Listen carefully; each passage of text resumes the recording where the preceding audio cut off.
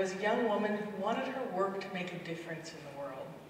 She'd heard all those concepts about find your purpose, follow your passion, and the money will come. Unfortunately, it doesn't always work that way. So she took all of her resources and invested them into a social enterprise. It was glorious. My life, for of course this is my story, was full of creativity and community engagement and inspiring people. It was fabulous. We were working from dawn till midnight every night, using every bit of our intelligence and creativity to bring this vision to pass. But we launched just before the recession. And as one corporate sponsor said to us, honey, we aren't even buying our corporate football tickets this year. I knew then I was in trouble. So the business failed, but not only the business, my vision of what was important failed. And I lost all my savings because the recession pulled down the value of everything, and soon my house was gone. And I was there with 2 kids to support and no job, no one was hiring. But the hardest part for me was there was no vision anymore. So this heroine needed a complete reinvention. But even through these disastrous times, there were 2 things that I held on to. One was I was unwilling to ever go back to living asleep ever again. I'd been through this experience of living with every bit of my brain and creativity alive and happening and making things go in the world. And to go back to just sitting in a cubicle and selling black boxes to another country, that was not a possibility for me. The second thing that was really important was I realized how critical it was for me to reinvent my own story, to rewrite what I was saying to people. First, there was a practical reason. I'd go out and people would say, well, what are you doing now? And it really felt terrible to say, well, I failed. So I needed a new story. And I thought back to myself about a wonderful lunch that I had with Archbishop Tutu. And Archbishop Tutu told me this story when he was growing up, poverty-stricken in South Africa, in a situation where blacks were not allowed to own property, whites didn't even speak to them, no opportunities whatsoever. And one day he was walking along a dirt path and he picked up a magazine that had been discarded by the side of the road. It was Ebony magazine and the cover was Jackie Robinson. And I can still hear his voice in my head. He's such a wonderful man. He said to me, I did not know baseball from ping pong, but here was a man playing for the Brooklyn Dodgers. Here was a man as black as I. And what made me grow inches was the fact that this man could triumph over such odds. So he got this story in his head of a vision that he could go beyond what his community, what his family, what the system was in South Africa. And I thought about that, and I thought really there are 2 different ways that you have reinvention. One is, reaching beyond what your community is. And the second is the kind that I had, where the rug gets pulled out from under you and you have no idea what to do next. But either way, you really need to go back and get rid of the stuff from the past that doesn't serve your story anymore. How much do we hold on to that stuff that doesn't do us any good? On my dark days, during this period of reinvention, I would hear the voice of one of my relatives saying, if you get divorced, you're going to end up alone and broke, living in a dark apartment.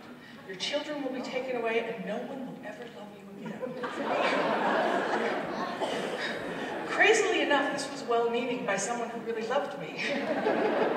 She was telling me good advice from her perspective, which was the 1950s housewife perspective, that the way to succeed in life was simply to find a man and make him happy. But that story didn't work for me. So sorting through my pieces of my past, I had to let go of a bunch of that. And I also had to open my mind to new ideas. Where did I go? I started volunteering, working on committees. I started talking to people I'd never talked to before, astrologers, my minister, all kinds of people. And I had to find a way to filter what was useful to my story and what was not. And I went back to that first premise, which is what makes you come alive, what makes you excited. And no matter what the overall framework was, I just would step forward into what made me happy and what made me alive at every stage. Another great example of that is a friend of mine, Wendy Booker. Wendy Booker was a classic I don't know, housewife, interior designer, junior league person doing jazzercise. And then when she turned 44, half of her body went numb. And she went to the doctor and she found out she had MS. A little like me, the rug was just pulled out completely from under her. And she had a good friend. Her best friend was diagnosed with breast cancer the very same week. So the two of them decided that the way they were going to thumb their noses at their diseases was to run the Boston Marathon. Women who had never jogged before in their lives. So they stepped into it, and they went jogging, and one thing led to another, and Wendy was asked to join an expedition, and she became the first woman with MS to summit Mount Denali. Amazing, right? She then, stepping into that again, she was like, wow, this is so wonderful, and this is changing her life, and this was so exciting. She started doing more and more, and she took on climbing the 7 summits, which is the highest summit on each continent.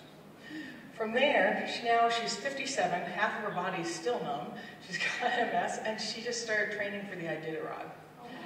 Pretty amazing, right? That was all by, she didn't see that before she did the Boston Marathon. It was all just stepping forward into what made her feel alive. The next thing was she started working on a book, and this is how I got to know her story and how she worked, because I helped her write and publish this book. And in the old days, the other old story that we need to get rid of is the concept that you have to ask permission to do whatever it is you want to do. It used to be you had to find a publisher in order to get a book out. But she wrote a book, she goes out speaking all over the world, and we self-publish that. It used to be that if you had an idea or an invention, you had to go to a big corporation and sell it to them. But look at my fiance Ed, who's been inventing and getting things out all his life. Don't ask permission, just go out and do it. That's the next step. The next thing is, people ask me all the time, how do you get opportunities to do all these things? I mean, from running the Great American Beer Festival, exporting beef to Japan, doing all these different things. How do you do that? And the key to me is always asking, what can I bring of value? What can I bring of value to the picture? Because you've got your vision and your passion, and it needs to match with what you bring of value to the table. So one example of that is recently, about 2 months ago, I was sitting up having a cup of tea with some people from Colorado State, and they said, what this state needs is a maker fair. I'd never heard of a maker fair before. But they told me about what it was about, and I was like, I want to do that. So my first thought was, who am I going to go get to hire me to produce the maker fair? Within 5 minutes, I said, well, that's a dumb idea. I mean, 2 months later, I'd still probably be going before some planning commission saying, could you let me do this, please? Instead, I started a company, I got a team, I got the City of Welland to host. They're fantastic. We have about 5,000 people expected in early October. We've got volunteers from all over the state, and it's going to be a great event. So find where your vision and your values intersect, and just go out and do it. Rewrite your story to what makes you come alive. Thank you.